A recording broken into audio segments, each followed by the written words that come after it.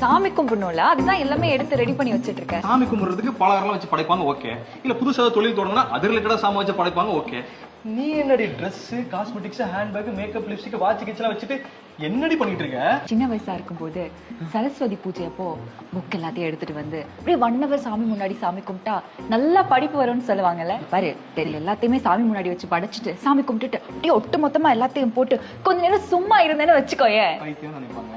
அடிச்சேன்னா இது எல்லாமே டபுள் ஆகும்னு நான் நினைக்கிறேன். அது என்ன காடு?